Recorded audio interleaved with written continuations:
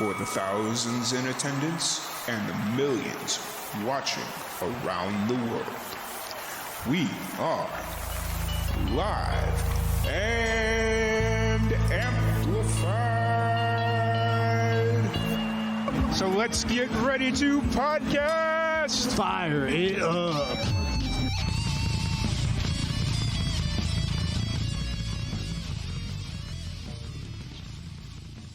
Welcome, everybody, to another live and amplified livecast. I'm your host, Tom Quat, and we are back at it again with another amazing podcast. Today, we have a very special guest. We have Cash Erickson, also known as Don Ugly, coming to us live from Orlando, Florida. How's it going today? Hey, man. How you doing? Thank you so much for having me, Tom. Absolutely, absolutely. It's been one of those days where all week it's been nothing but work. And then today it was just kind of like after the first few hours, it was like, oh, wait, I don't actually have to do anything right now. So it was a weird, interesting day where the pressure wasn't quite as on as it had been all week. So, right. Yeah, man. Sometimes you have those days, you know? Yeah, absolutely. But do you want me to call you Cash or Don, or does it not really matter? Call me Cash. Yeah, call me Cash, man. Call you Cash, Don, okay. That's the moniker for the music and stuff like that. But you just call me Cash. Cool. So, Cash, first off, I want to thank you so much for jumping on the podcast. I'm really excited to sit down and chat with you a little bit. Before we kind of jump into the new single, the tour, everything you got going on, what's kind of your background story? What got you into music? My mother was a amateur musician. She played percussion, but she did it for a long time. Growing up, that was always an influence with my mother. You know, she got me into music at a really young age, and she bought me my first guitar when I was like 7 or 8, and all went on from there, man. My mother is a huge part of it. You know, we used to get off like 6th grade off the bus, and you'd hear my mom banging her congas from the bus stop, and I'd just run home and play acoustic guitar with her and stuff and jam with her while she would do that. So, so that's what started it for me was my mother. Cool. And the first instrument you picked up was the guitar? Yes. Was that always the instrument you knew you wanted to play, or was there a point there where you saw yourself as a drummer or a keyboard, you know? That was definitely the very first instrument that I wanted to play. I didn't really get into multi-instrumentalism until like much older. And I consider myself to be like pretty amateur at everything else, you know, I'm a producer. I produce my own music and I do the whole overdub thing, and I can play the piano and the bass and all that stuff, but drums, no, I'm terrible at drums. I either hire a drummer or I do program drums. Yeah.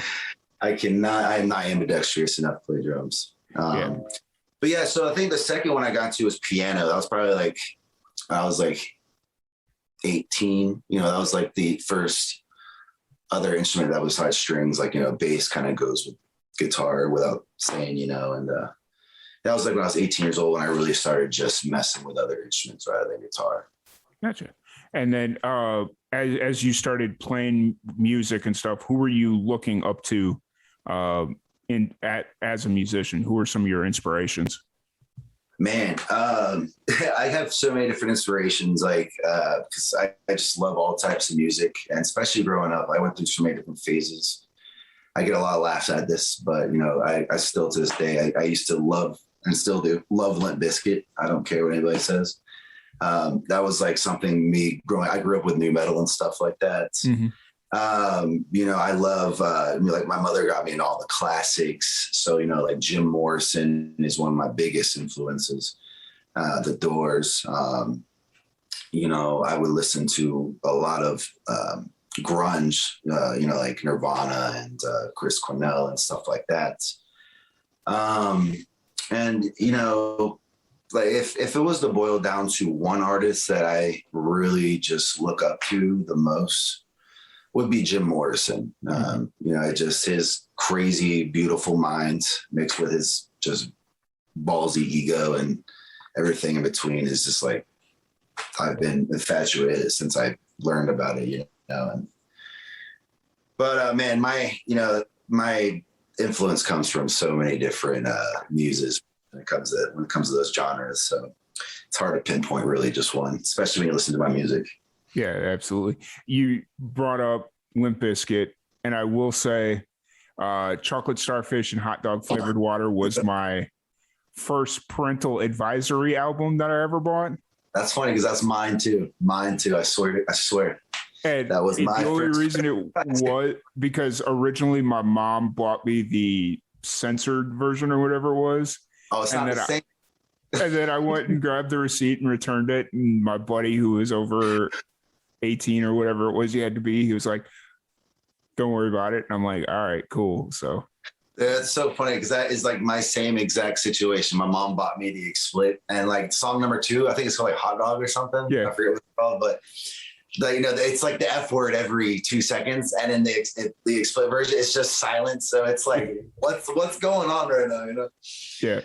That's hilarious, man. Like all the kids in my neighborhood, like it was funny. We grew up in a neighborhood in actually not in Jacksonville, in South Florida. I've been all over Florida, but anyway, this was in South Florida. And I remember we all used to be like a rollerblade gang. We'd all wear like Mission skates, like the hockey skate. We'd all have our little CD player, like Walkman type deals. And we all had Chocolate Starfish and Hot Dog Flavored Water.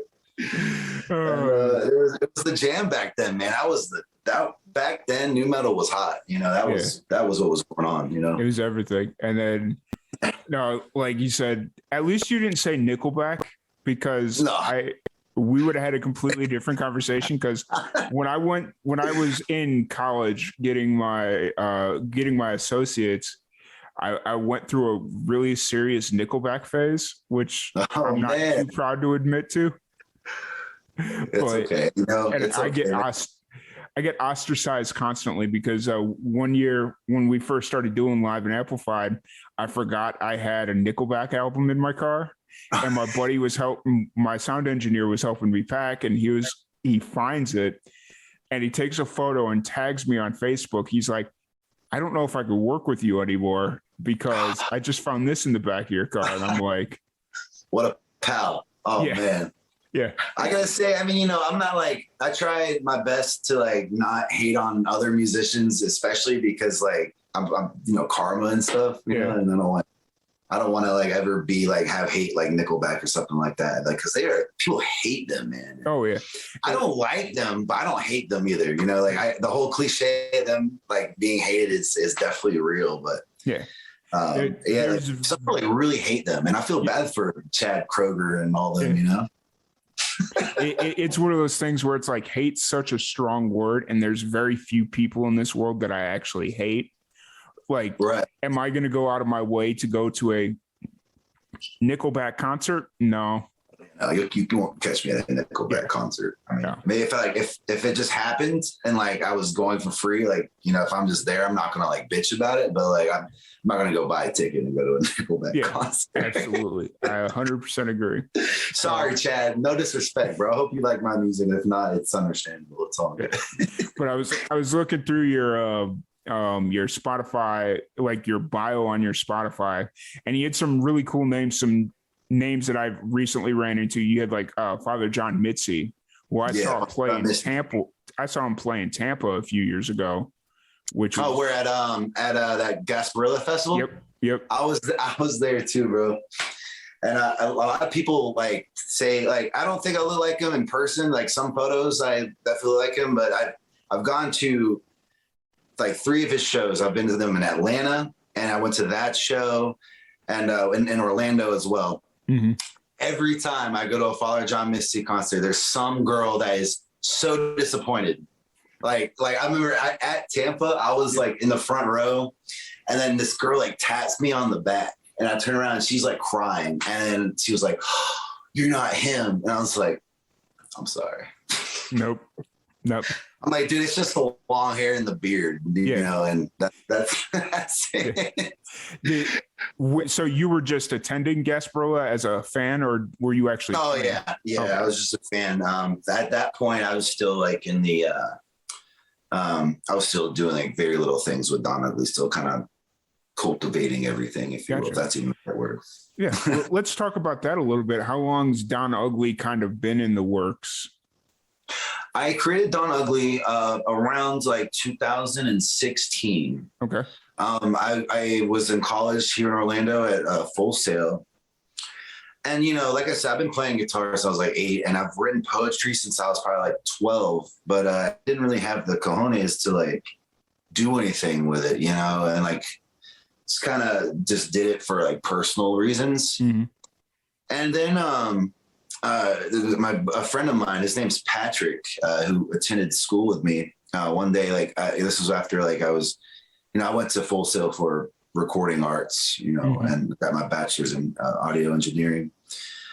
But during that time, when we were like in our production classes, I recorded a song that is still to this day not actually official, but a lot of my Day One fans know. But I recorded a song called Bad Games, and I showed it to Patrick, and he was like, "Dude, this is awesome, like lyrically and like instrumentally and like all that stuff." And I was just like, that really woke me up for it. And he was like, you know, what are you going to do with it? I was like, you know, I don't know yet. And then that really set it for me. It was like, okay, like maybe I should really just do this because, you know, it's something, you know, my mother passed away in 2014. She was a huge influence on me. And she always told me like, I need to do it. Like she knew I'd do something if I actually went for it. And so all that in mind, I started writing, and then, you know, I started writing some really cool things. And then, you know, having so many influences with like monikers, you know, like Father John Misty, you know, Sting, you know, things like that, people like that.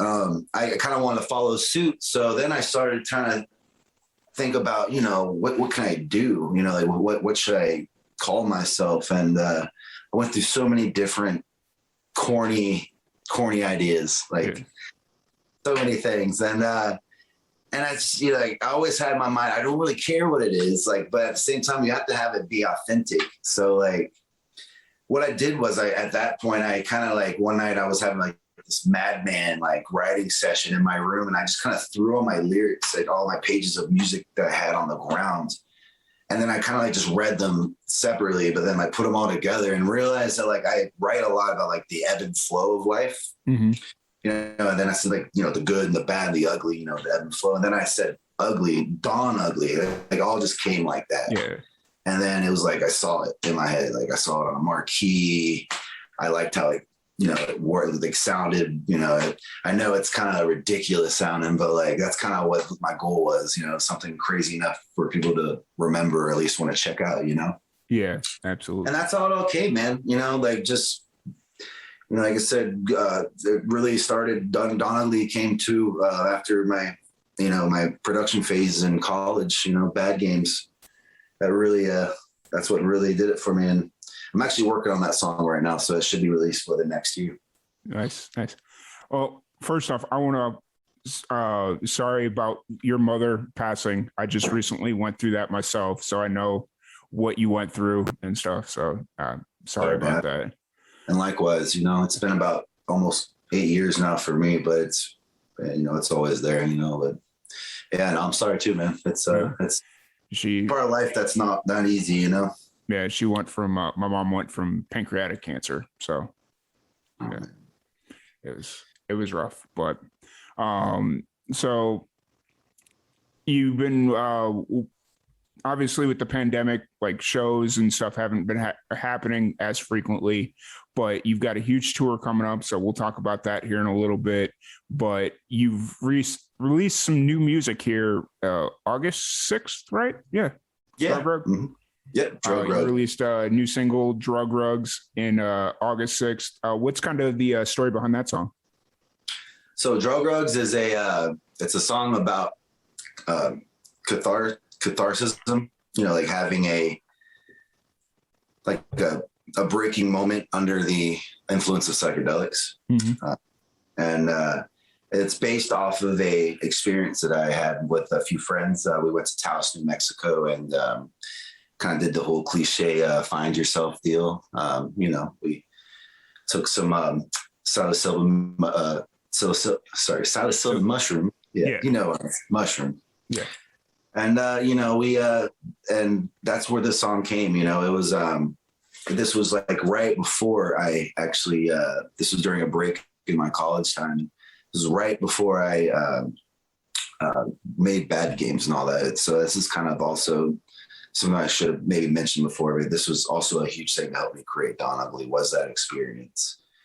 It might sound cliche, like there's a lot of songwriters that talk about tripping in the desert and stuff like that. Yeah. But it's just something for me that I experienced, and it was like something I wanted to write about. And I also did, that being said, with the whole cliche thing, I didn't want it to be like a whole melancholy psychedelic song. So I went with the whole whiskey bar on a Saturday night type feel instead. But yeah, that's the Drug Rugs, the name. During that whole spiel, when it got night, closer to nighttime, it got cooler. We all had these little drug rugs. Yeah. They're like ponchos, but like in the jam band scene or, that the hippie scene, you'll hear that term drug rugs a lot. And I just like how it rolled off the tongue, and, I was like, yeah, let's go with that, Well, when I saw that the title of the song was Drug Rugs, and then I started listening to it, I originally thought I was listening to the wrong song, because it just didn't sit like, when you think drug rugs, it's like, okay, it's probably gonna be a little bit more psychedelic, and then it wasn't. And I'm like, wait a minute, am I listening to the right song? Nope, definitely listening to the right song. So really enjoyed it. How long after your trip to Taos did you start coming up with the idea for the song and start writing it down? Oh, I didn't write the song after the fact for years. Yeah. That happened in like 2016, 2017. And I didn't write Drug Rugs until maybe 2 years ago. So, it was just like, it was kind of a whole process for me with the whole Don Ugly thing, and that was, like I've always tried to make material that, there's a lot of songs that I kind of put myself in like a situation, like I'll write about an idea rather than like an actual experience. Yeah. But I do try to write a lot about experiences in my life. And that was just something that, came back to mind. Something that I finally felt comfortable writing about, because I've been on a few podcasts since I've released it. And there's been like a few that are kind of like, oh, well, we're not promoting drugs on here. I'm like, no, that's not what I'm talking about either, like, so it's all been like, it was kind of like, it took me a while to kind of get I'll say it again, cojones, to kind of like write about material like that. So that was only like 2 years ago since I've written that song. Oh, wow. Okay, cool. Yeah, we're not that strict about what we talk about on here. That's cool, man. I had one guy tell me once that there was a demon behind me and that I needed to watch out. Yeah, I don't know how to feel about that, dude. I'm pretty spiritual. I believe in that stuff. And I'd be like, all right, dude, well, this has been a great time. Goodbye. Yeah. Well, and it was one of those things where I was looking behind me and I'm like, wait, what? Oh, you see because I have a dehumidifier. During that time, my computer was back up against this wall and I had the dehumidifier sitting behind me, and the dehumidifier was on and it had two little red lights sitting right there. And that's what he was seeing. And I'm like, he was like, well, I still feel something. So you guys send, if you still have it posted, or you guys send me a link to that website. I want to watch that. That interview went so right field, like just so off the tracks that I don't even know if I have a copy of it anymore. I hear you. Yeah, that would definitely throw me off. Like there's like an etiquette, doing these things. They don't do weird stuff like that, man. Come on, like. At least tell me later, Yeah, tell me later when we're not on the air. But even when we weren't on the air, that's when the really weird shit started happening. And I'm like, okay, dude. Gotta call him back, man. So where'd you see that? Yes. So, but anyway, no. So Drug Rugs, really enjoyed that song. Are you working towards a full length album with that single, or like what's kind of the plan moving forward with the music? So, yeah, actually, I'm working on an LP right now. Okay. I just, cause I've had so many things going on this year. thank goodness. You know, I'm really blessed to have been able to do the things I've been doing. But I am I do everything myself. You know, I do have an agency that like helps me book gigs and stuff. But like when it comes to production, when it comes to like really like the nitty gritty marketing and networking and stuff, you know, I do a lot of that myself. So on top of that, I work construction on the side to make money to afford this type of lifestyle. You know, because it takes a long time to really make some money from music. So, but anyway, you know, that's just what I've just been blessed to have been able to have all these opportunities in such a crazy mess, you know? Yeah. Understood. You know, it's, you said it takes a while to make money off of music. I think it just takes a while to make money off of art, period. Like, yeah, you know, absolutely. Yeah. Let me rephrase that. You're absolutely right. You know, people think it happens overnight, you know, those people got real lucky. That's all I'm going to say.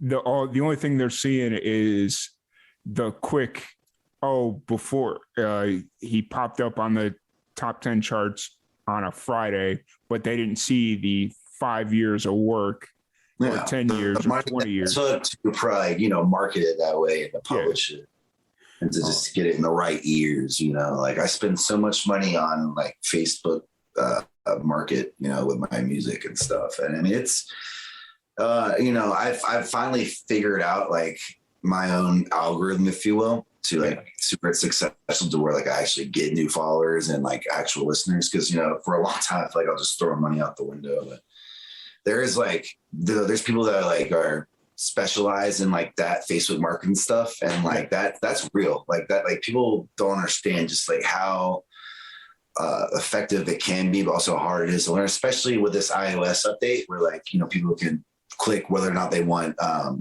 personal advertisements from their searches, you know? Yeah. That honestly, I mean, it is pretty nice from the consumer point because then you don't have like, you don't feel like entirely you're getting listened to by the FBI, but like, but you know, like for someone who's like marketing themselves, you know, because before back in the day, you can type like, you know, let's say I'm posting a song, you can be like, people who listen to like, Deftones or like, you know, you can like do things like that. Now that's not as effective because like people just turn that off and like the algorithm can't tell what they like anymore. Yeah. Know? So, well, that's kind of why you're starting to see a lot of promotions go back old school. Like instead of focusing so heavy on the internet, you're starting to see people go back to trying booting on the radio, trying to get radio connects and all Street that stuff. Teams. Yeah. Because absolutely. It's like digital, they have it set up now to where you could shut all that stuff off and not get bombarded. And so yes, digital is still very impactful, but as far as trying to just get new people, it's like street teams and radio DJs and all that stuff still very viable. Absolutely. Hence why we started a radio show, but you know, that's absolutely. Yeah, man. I mean, you're absolutely right about that. I, you know, it's more of a necessity now to like, you know, for a little while, it was like, it doesn't really matter if you go and promote yourself to radio stations. Like, you know, now it's not like that anymore. Like it's coming back, and street teams, especially, you know, like, there's a few, you know, not every city on this tour, because on this tour I have like a few like bar gigs type deal, but the ones where I have like for venues and I'm playing with other bands, you know, I've hired street teams to like pass out flyers and hang up flyers and stuff like that. Very effective, and it's very necessary to do. Oh yeah, absolutely. Let's talk about the upcoming tour. You got a pretty big run of shows coming up. It seemed I saw like your first jump from Louisiana to Arizona, and then I realized it was over a week, and I was like, "Oh man, he's getting ballsy. I think he's going to make that jump from Louisiana to Arizona in one day." No, yeah, no, not in one day, dude. Like I'd have to fly or something. Yeah, no, yeah, I had some shows out, you know, because of the times they were canceled that were in between that route, but those were canceled. So it is what it is, you know. Yeah, and I mean, luckily you're going through from Louisiana to Arizona. You'll be going through Texas and New Mexico and Where's Bisbee at? Bisbee's up like north side of Arizona. It's pretty much on the border of Mexico, pretty much. Oh, almost. Okay. So it's south. Okay. Yeah. So you'll be going right past like Phoenix or not Phoenix. Yeah. I'm definitely going to stop in New Mexico. You know, it's been a long time and I love New Mexico, as you can see. Yeah. Thanks, Grandma. Yeah. But New Mexico's awesome. Yeah. I enjoyed my 4 years there. And if there was ever a real opportunity to move back, I'd probably wouldn't bat an eyelash. So. Heck yeah. Yeah. My girlfriend, she's always like, she loves it too. And she's like, you would absolutely love New Mexico. Everyone tells me I need to go to Albuquerque and stuff like that. Albuquerque's an interesting, like for me, I have what I call a Tom habitation line. So basically I won't go any further north than Albuquerque, essentially, just because it's like, once you get past that point, it's too cold for me. I gotcha. Because it's pretty hot in Texas, man. I grew up in Chicago. Like I dealt with the lake effect snow, the sub-zero temperatures, all that craziness. And nope, I'm good. I'm done. I will never, ever go back to Chicago. So, oh man, it's rough, dude. It is, I'm from Florida. I've been born and raised. I like the snow, but I couldn't live in it. The coldest I've ever been was when I was in Minnesota, and like end of January years ago, and it was like a Saturday night. We're leaving a bar, and I had like layers and layers of clothing on. North Face this, North Face all over the place. I'll walk outside, and like my bones hurt immediately, and I'm like running to my truck, like what the hell? I got all these things on. I'm still hurting. I look at my phone. It said it was like negative 42, like a wind chill of 15 degrees. I was like, yo, get me out of here. Like I couldn't.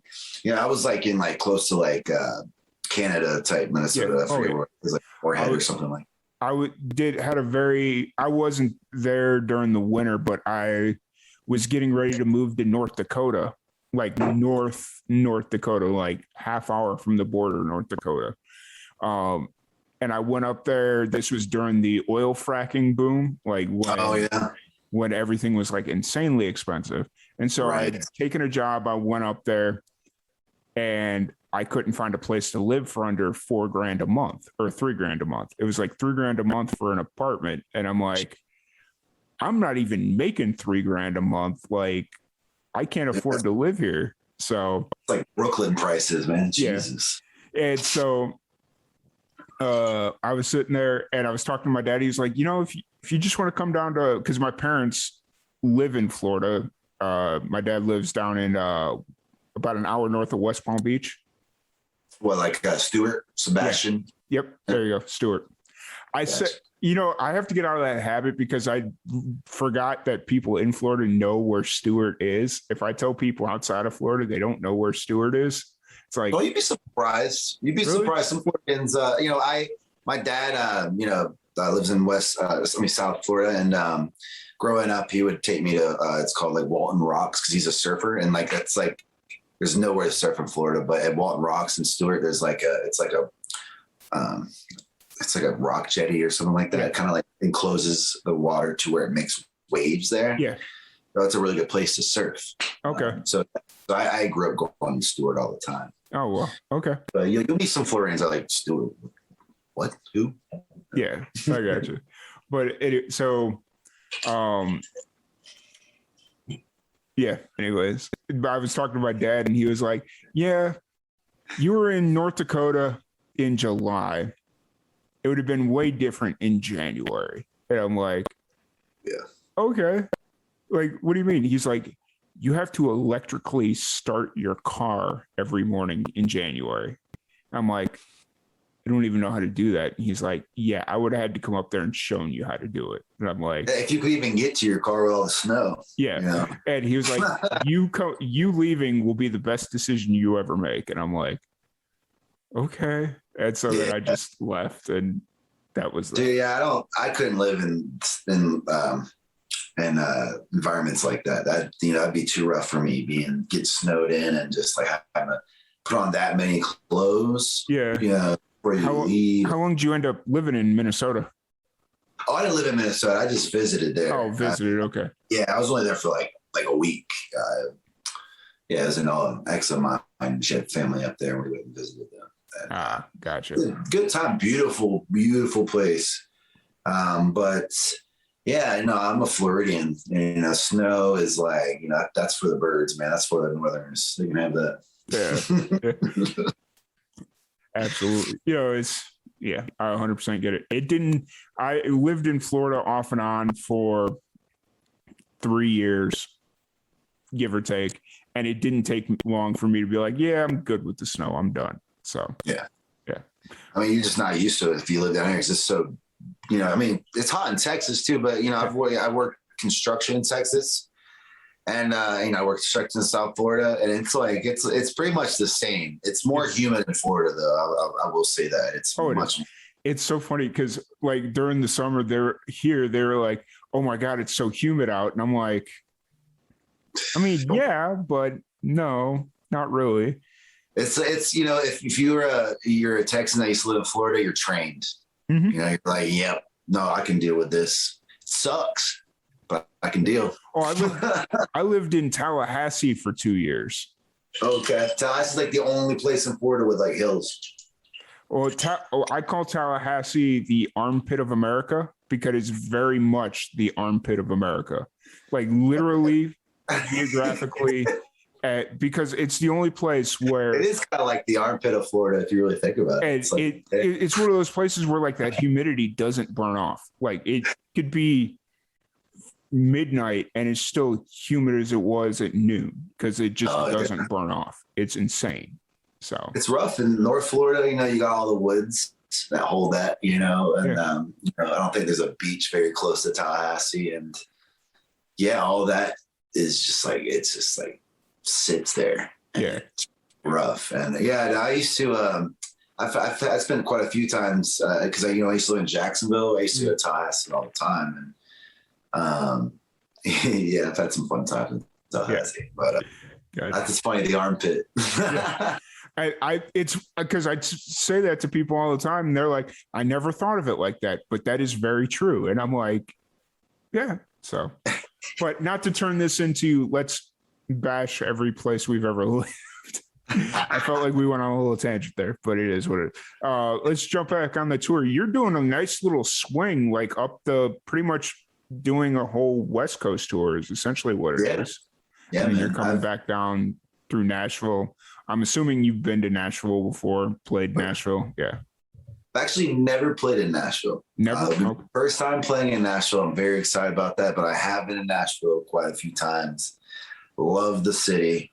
But this is the first time where I'm fortunate enough to have a gig, and I'm very excited. And I'm even more excited because I've told like where I'm playing is like a very cool local spot. It's not like it's not on the strip. It's a lot like original musicians go here. It's in Midtown.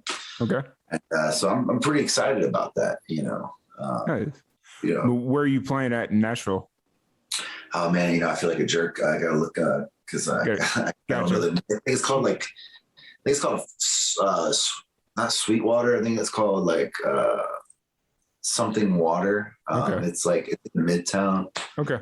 If anybody that's watching right now happens to live in Nashville, because I know we got a lot of Nashville people that follow us. If any of that makes any kind of sense, drop it in the comment section for us. So like out of all these places that you're stopping at, you're in Louisiana, Arizona, California, Oregon, Washington. Have you played in these locations before, or are these all new stops? It's all new spots. I'm very excited. A lot of these places I'm going for the first time. Yeah. And it's truly a blessing. I'm so excited, and like I said, like I gotta keep saying blessed because there's just so many musicians that are like out of work right now, and then can't really do this. It's like it has a lot to do with where I live. Florida has been open. That has a lot of controversy to it, but for me, I'm thankful since I'm a musician and I've been able to play and do my thing. And so I keep. I count my blessings every day, and it could be a while I'm on the road. Some of these shows get canceled, I'm gonna knock on some wood, but I'm ready for that reality. And I'm just, like I said, I'm an optimist, and I'm just totally thankful for what I've got. And, you know, like, going on a tangent, these are like a lot of these places the first time I've ever been to them. So Awesome. be very, very cool experience, man. I will say the drive, I'm not 100% sure what way you'll be coming in from Idaho Falls, but the drive into and out of Moab is amazing. I've made that trip a couple of different times. It's the best drive I've ever taken. I've heard none but good things about Moab, and also that's on my birthday, the day I'm playing in Moab. So that's gonna be fun. Yeah, and then Cedar City, I was supposed to go to Cedar City, but that was back a couple of years ago, and I wasn't able to actually make it out to Cedar City. But I hear good things about that place as well. So cool, man. Yeah, I'm very excited about that little North region. I'm actually waiting still. Might be confirmed in Colorado, so I might stop there because there's like a 3-day gap between there and Oklahoma. I think it's Cedar City, one of those shows. Yeah, and this tour is nice because it's like you're still in the nice time of year where it's not going to get insanely cold. Like, I mean, I'm sure up in Oregon and Washington at night it'll probably get pretty cold out, but that's okay. I'm bringing my jackets. That's all good. You'll have your drug rugs. Yeah, there you go. Exactly. Dude, no, I've made that realization myself. I was like, oh, you know, that's why I didn't really, you know, I just went with the fall tour, you know, like, because like, it's just me in this tour. It's like a solo deal. You know, I got it set up. You know, I don't just play acoustic and sing. I have like a loop pedal and all these things. But, you know, it's like, it's kind of like, you know, hey, nice to meet you tour, you know. That's awesome. But, how often do you usually do tours like this? Is this kind of more of a natural playing schedule for you, or when there isn't a global pandemic kind of making things hard, how often are you usually out playing? How often are you usually out touring? I play, this is my first tour, to be honest. You know, this is my first time leaving Florida to play music. Beforehand, before the pandemic and all that, I used to do a lot of shows in Orlando, of course. Do a few in Jacksonville. I've been doing a lot more shows in Jacksonville recently, you know, as the times went on and people started, you know, giving a damn about what I'm doing. There's that threshold where you kind of got to like break into the scene, if you will. And anyway, before that though, I've been, you know, I would play. I'm not like the musician that plays every day, the cover gigs. You know, like I said, I work construction on the side. You know, I probably play maybe like 2 or 3 shows a month, you know, beforehand. I was even able to catch a few gigs during 2020 too, like, you know, that being in Florida. So, you know, that like it wasn't totally dead for me in 2020, but I did play maybe like 3 shows in 2020, maybe 3 or 4. That's it. Yeah. Before all that though, no, like this is my first big tour, man. Like this is my first time really like leaving, going somewhere, setting up, playing, leaving, doing, you know, and I'm very excited. You know, I know very well how rough it can be and how rough it probably will be since I am going alone. I'm driving. I gotta, you know, watch out for temptations, like, you know, because I do like to drink whiskey. And I can't get all drunk every night because then, you know, it's gonna be a pain in the ass to drive. And also I might, you know, feel like crap the next day for a gig, you know. So it's gonna be a lot of learning experiences for me, but I am also very aware of like what it comes with. So I'm, you know, I'm ready for it, man. I've been saving money. So I won't be like, you know, that guy without a country. I can afford a hotel room if I don't know somebody in that area, or, you know, if I don't get and find a couch, you know. So what's your biggest concern about this first excursion out on a tour? Dude, I got no concerns. I'm ready. I'm not I'm a little nervous. I'm going alone and I don't know what I'm going to run into. I guess my biggest concern would be like, you know, I hope I don't, you know, get murdered. I'm very, I love to, you know, Anthony Bourdain said like the best traveler is a fearless traveler. You know? I mean, I'm fearless, man. You know, if I got a good vibe from somebody like, hey, you know, come to my house party, or like, you know, hey, you know, I want to, you know, hey, this is my town. Let me show you around. I'm not like the guy that's weirded out by that. I'm that guy that's like, cool. That's awesome.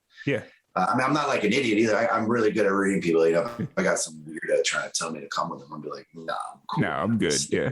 Weird, you know, but. I will say though, as somebody that's traveled back and forth across the country several times, don't be against staying in a rest area. The truck rest stop deals. Those are, those Oh, are dude, I'm all over a Love's, man. If I have to, I mean, I'll just recline the seats. I can go take a shower. Yep. I've done it. I've traveled from Texas to Florida in between, and like I was just too tired, and I stopped and slept and did that whole spiel. No, I'm not afraid of that, man. I'm with it, dude. You know, there's worse situations I could be in. That's for sure. Yeah, absolutely. There's one time I was driving from Southern Illinois, and I drove out to Cleveland. And so I went to school all day. It was a Friday, Saturday deal. So I went to school all day Friday, and I left Friday night, drove out to Cleveland. It was a 10.5-hour drive.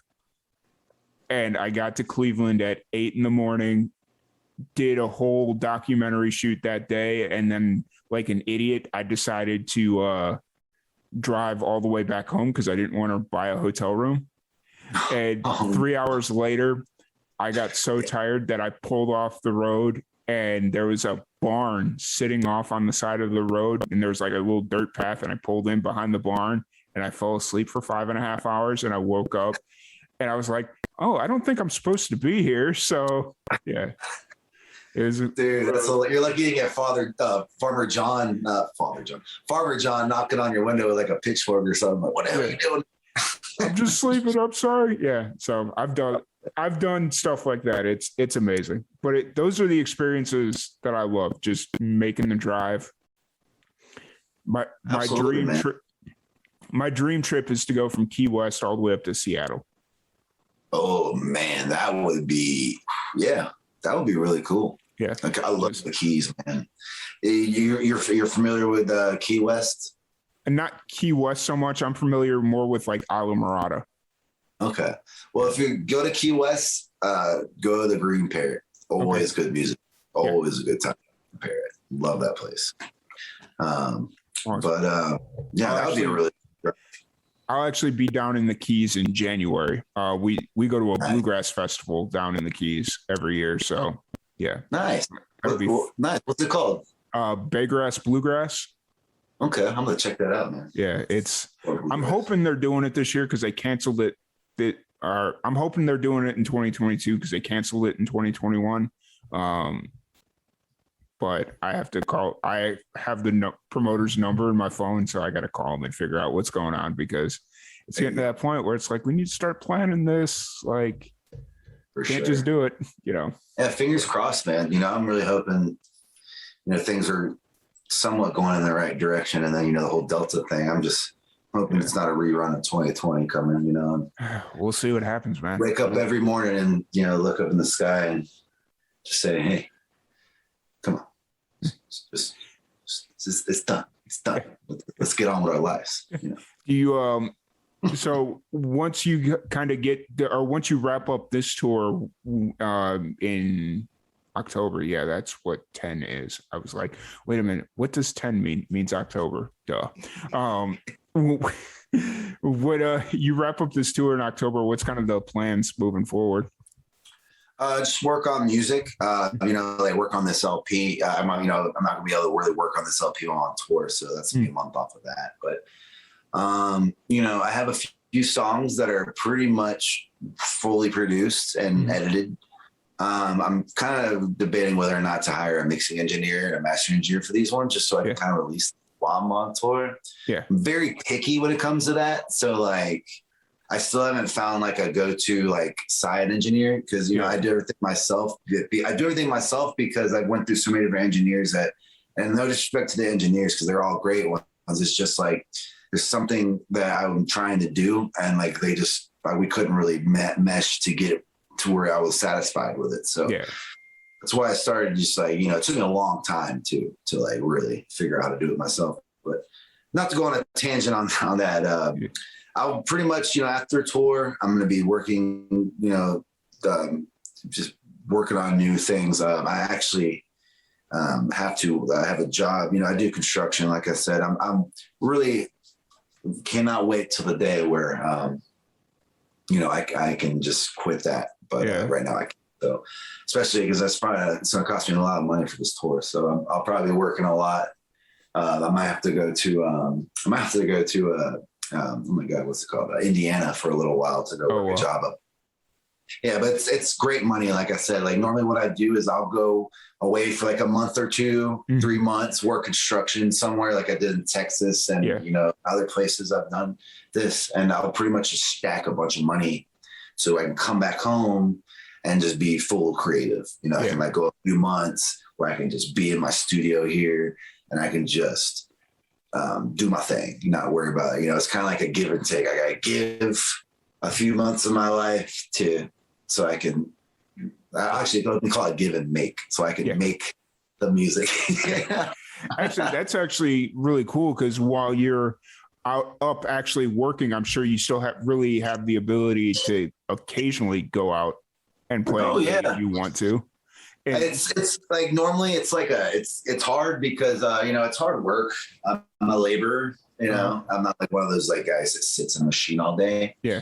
And so I'm pretty tired. You know, it's 6 days out of the week and it's 10-hour days, but there's overtime. So it's pretty much only Saturday nights and Sundays I got off.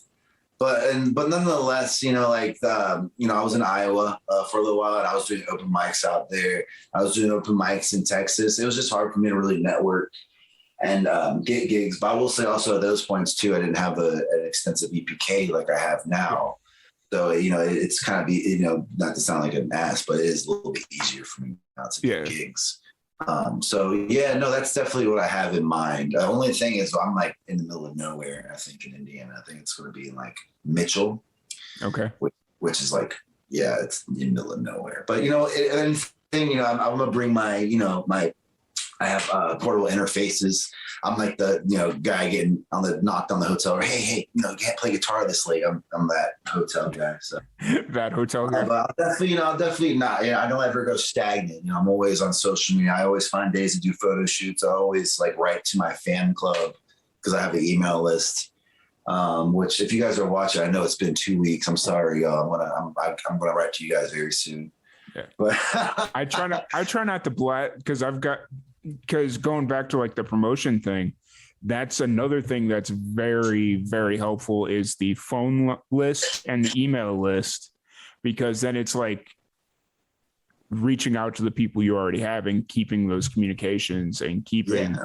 So yeah, 100% it's very important, man. Like it's how I know where my, you know, like that's like the true fans are the ones that are, I mean, not saying like people aren't true fans because they're not my email club, but those are like the people that like are very interactive with me. You know, like I get a lot of, you know, feedback from them.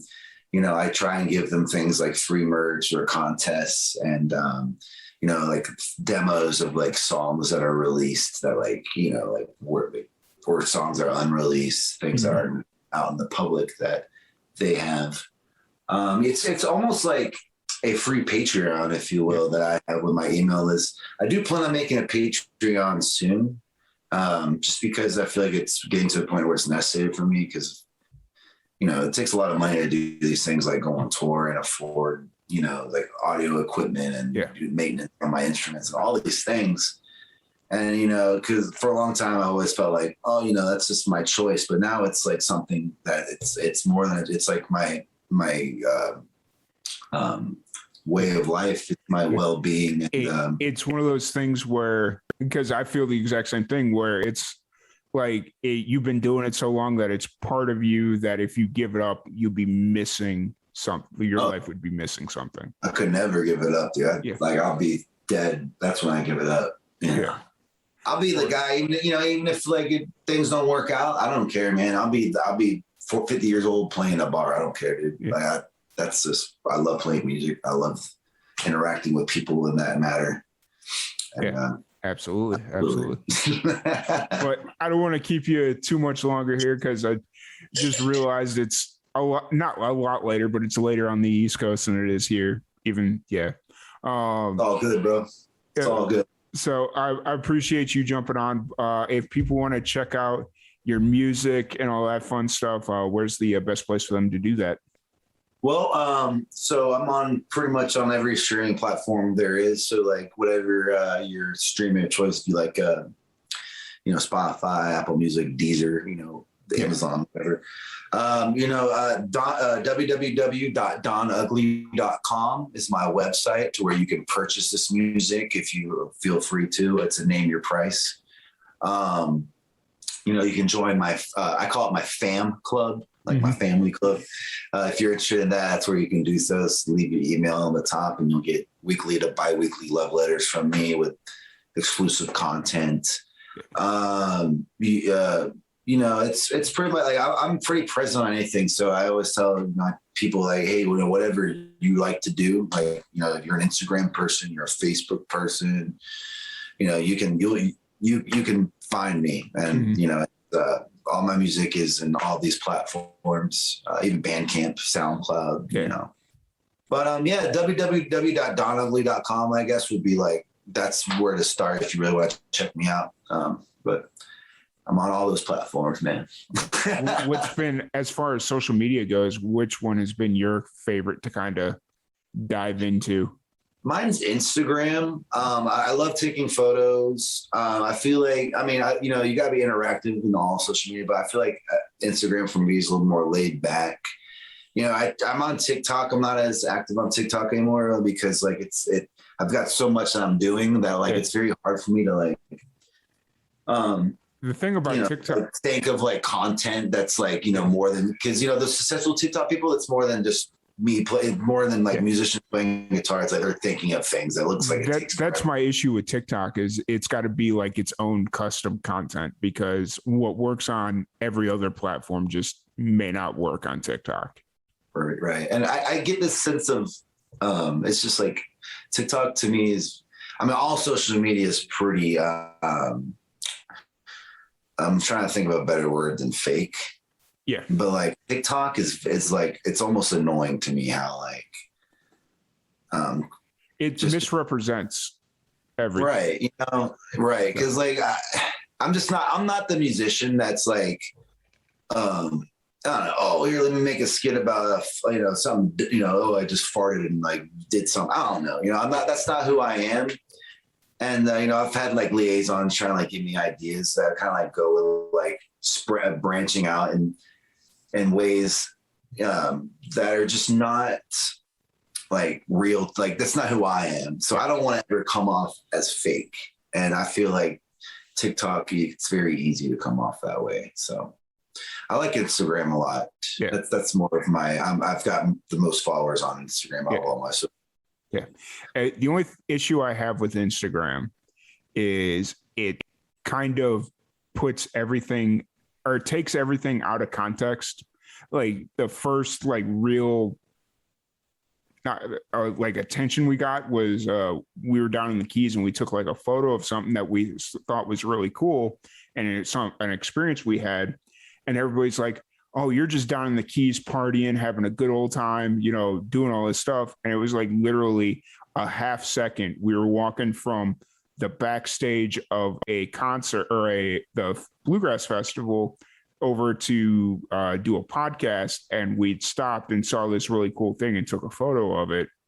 And they're like, oh, that's all you're doing down there. And there was a bunch of people pissed off at us because they thought all we were doing was partying and stuff. And it's like, people get really offended these days. You could do it. It's kind of scary about how, being like having like a presence on social media that's like more like a normal, like, like a normal person where it's just their Instagram, being like an influencer or a musician or like a radio podcast, anything like that. Yeah. You got to really watch out what you post because like people get the wrong idea and then next thing you know, you're shunned. Yeah. And it's like, I hate that, I feel like just everyone's just really mad at each other and just like trying to prove that they're right. Everyone's trying to prove that they're right. And I just wish that wasn't happening. I wish, people can disagree with people, but still be all right with that. Yeah. And 100% agree with that. That's the motto I take. There's very little anyone can say to offend me or change my opinion about you.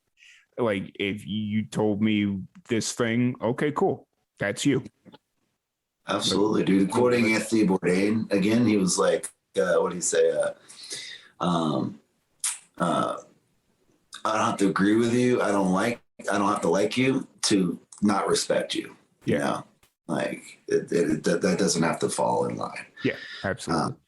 But it's like, and I get that. One thing I hate about Instagram the most too is like it's got a lot of spam. Like because you use hashtags to kind of like spread it out. Actually, you know what I started doing with that stuff? Because you get the same issue that I do, where it'll be like the Robo Comments, be like, "Hey, yeah, like you'll post something. Oh, awesome! DM me at this, like, and then you'll get like a message like, "Hey, you want to like, create your fan base?" I'm like, no, get out of here. And so, what I've started doing is like I do it periodically, but I'll start roasting them in the comments. Dude, and so I always erase it, but I do the same thing, man. Like I'll do it because I'm kind of hoping that it turns into something where people just start coming to my page to see the roast of the Robo Comments. But the issue is it's like different people, but they're tagging like the same 4 different fake accounts. And so after a while, it's like Reality Records. How many jokes can I make about that? Dude, it's like it's so cringy. It pisses you off. There's one time though where like it scared me a little bit because I was like calling this guy out and he's like, "Oh, well, you just messed up. I'm about to log into all of your things. I now have access and you're about to be screwed." And I was just like, is he for real? I couldn't help but think that. So I was like, okay, that's it. I blocked the guy and I stopped messing with him. It was one of those things, like the first one that got a lot of people laughing was this guy posted, "Hey, if you want 1 million new followers, DM me at," and it was Hot Rope Records. Rope. Yeah, Hot Rope Records. Watch out. I was like, and so I'm sitting there and I'm like, all right, I got a joke for this one. And I commented, I was like, geez, I'm curious, how many careers have you hung out to dry with this fake Instagram handle? And like a few different people messaged me and they were like, that was very funny. Messed up, but very funny. And I'm like, oh my God. Yeah, it's amazing. I love it. Because it just makes you so mad. You're like, dude, like, and there's people that fall for that stuff. Yeah. And like, oh my God. I'll never forget. It's funny because I read there's an author who's also a musician. He's like, in my opinion, one of the greatest DIY musicians that a lot of people haven't heard of, but like a lot of people have at the same time. His name's Ari Herstand. Okay. And he wrote this book on how to make it in the new music business. Yeah. And I follow that. I live by that book. I love that book. And also, he has like a blog and an email list, and I'm on all that stuff. And then I'm reading this email one day about how, hey guys, watch out. There's this new scam going on where pretty much you get a message from someone who's been like, oh, wow, I love your stuff. And they message you like, hey, can you make an original birthday song for them? Yeah. And you give them, like let's say they'll give you like a bunch of money that's like over the amount, and they trust you to send the rest back, and then they get all your information. He was telling us, I watched out for that. The next day, I get that message. Like, yeah. I like music. Do you write music? It's my son's birthday, and I'm just like, oh, dude, I'm not going to say what I wrote in that message, but boy, I laid it. Like you can go. Do a lot of different things yourself that are negative, buddy. Yeah, I've seen a few people post about that, and luckily, because a lot of people think that I produce music, just like they look at the page and stuff like that, and it's like, no, I don't. But I've seen that come up, and it's like, yo, you guys can go take a long walk. And there's people that fall for that, dude. They're like, oh man, I'm about to get like $500 to write these. There's someone that's going to like have my song personal forever. Yeah. Like, no, dude, no. There's a way to do it. And, not the way to do it. Yeah. Like, I will say this. I have actually put a few different things together with networking with really cool musicians or putting shows together straight from messaging on Instagram. I do have some success stories, like pretty much cold messaging people, but it's very rare. It's like people honestly sometimes get pissed when you follow them and like you immediately hit them like, oh, hey, thank you so much for following me. Listen to my music. So people are like, oh, it's just bad promoting. Yeah. Me, I don't look at it like that. Anytime, because I'm like the type of person on Instagram. You follow me, I'll like 95% time follow you back unless I don't like what you're posting. Yeah. When people send me that, I honestly go and check them out because like I want people to do the same for me. And I found a lot of cool music that way, and I've also made a lot of cool connections that way. So, it doesn't always work like that, and it does piss me off the amount of spam that comes as well. And just got to sift through it, man. Sift through. But then again, there's also been some stuff that I thought was spam that were pretty legit things. That's another thing. You come up with an ass and you're like, oh wait, oh dude, I thought you were fake. Like, I'm sorry. We get that. I get that all the time. Like, I get it. Just people think I'm spam or whatever. And it's like, I'm literally asking to send a Spotify link so I could put it on our playlist. Like, cause I mean, at the least, that's what I could do to help promote your music. Like, that's the bare minimum entry I could do to help promote music is build a playlist link and send it out. And people yell at me for being fake and a spam and a con artist. I was like, for asking for a Spotify link? People are mad. People are upset. But at the same time, though, like, you get put on like a playlist that has like robot plays. Yeah. And then you get banned from Spotify. That is true. That is very true. So people, you got to be careful with the Spotify things. Yeah. That actually happened to me. I found out that I was on a playlist that had robots, and I got a few hundred plays that were fake. And as soon as I saw the results, like, because you can kind of tell. Yeah. I mean, you can absolutely tell when you see results on Instagram. But I hit them. I was like, you better take me off your playlist right now before I report your shit. And I still reported them. Yeah.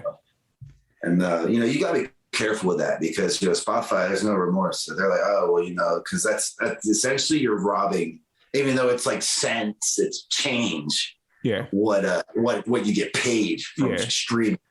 It's still considered theft. Yeah. So, you'll get your blacklisted from one of the being a musician getting blacklisted from one of the top streaming platforms is not good. No, not at all.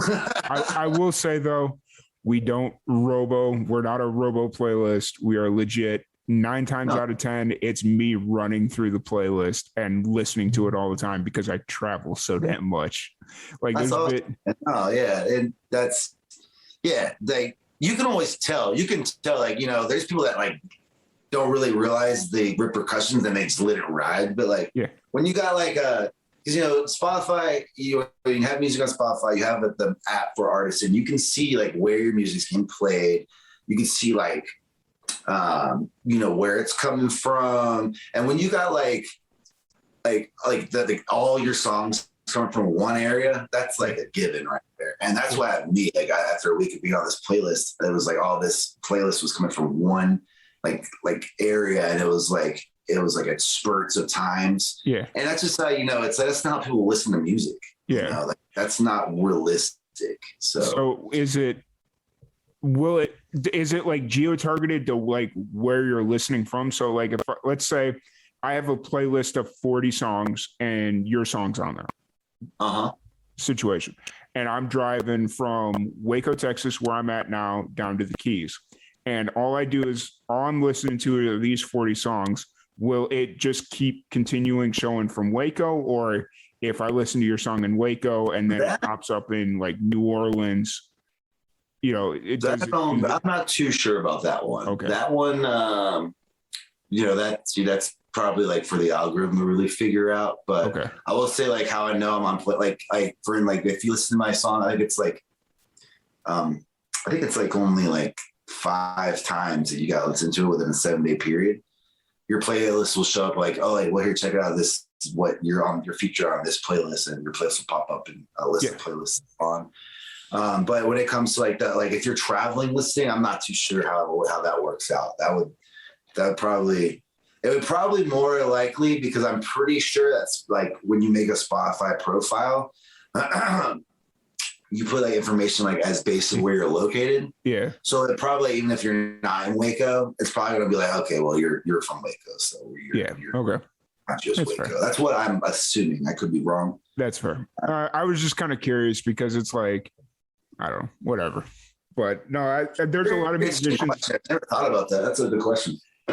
There's a lot of musicians out there that needed to hear that, because there are people out there that do set up robo playlists and do a bunch of bad stuff. You're messing up, dude. You're messing up. Like, the numbers don't care. And at the end of the day, too, like, who wants a bunch of fake listeners? Like, don't you want real people, like, really listening to you? Like, do you want to have like 1 million plays and nobody know who you are? That doesn't make sense. Yeah. You know, like, it's just doesn't look right. It might look right in your egotistical mind, but it's not right. And you're going to get, one day you're going to wake up with an email from Spotify telling you, hey, you're done. Yeah. We're taking your music off. We hit up your distribution company, and that is what it is. And you're going to cry. You're going to be like, damn, that sucks. And then you're going to be exposed. Yep. And then don't even do it. You're going to have to figure it out from there. What was that term of I love Lucy? Lucy, you got some splaining to do. Yeah. Yeah, absolutely.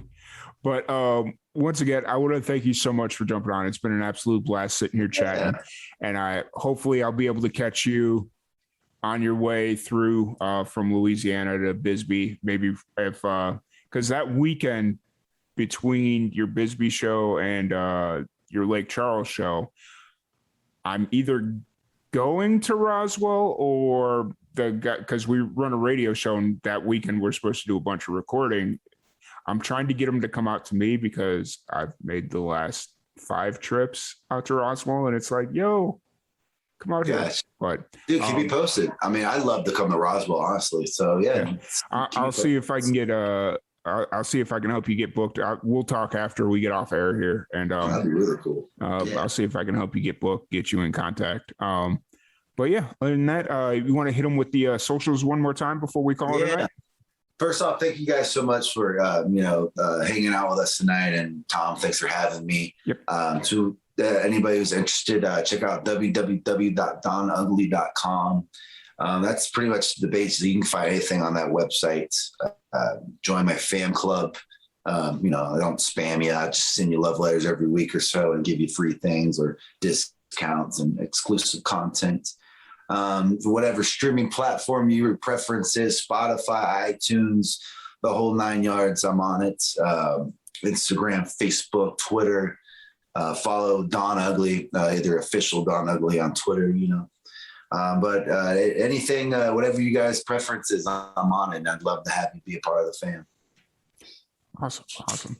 Well, once again, thank you so much for joining us. Thank you, everybody, for tuning in, and we'll catch you all later. Peace. All right. We are good.